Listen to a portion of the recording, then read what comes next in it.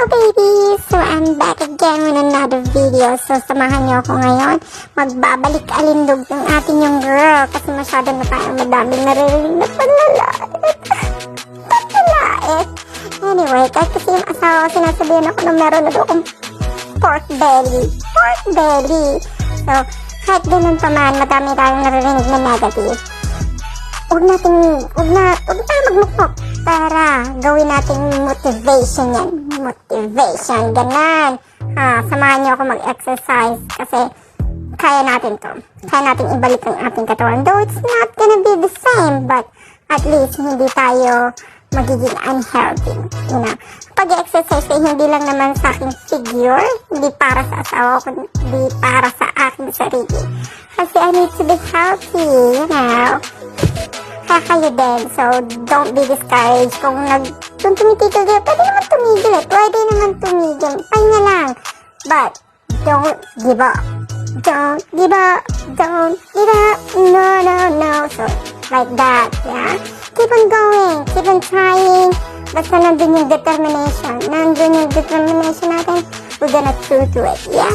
So, wala tayong magagawa. Diba? Boring yung exercise kung lagi na lang tayo, you know, nandun pa rin yung focus, but nag-i-enjoy pa rin tayo.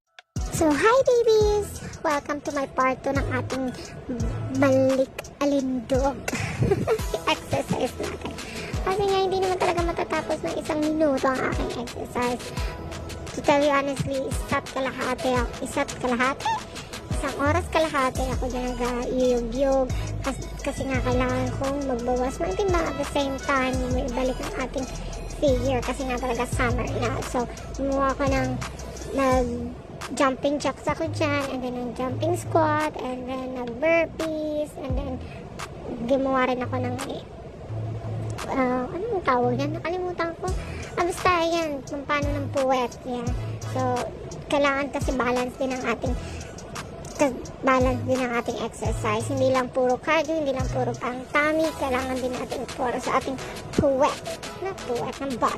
Yeah, right. So, kaya keep going lang. Kailangan lang talaga natin ng determination.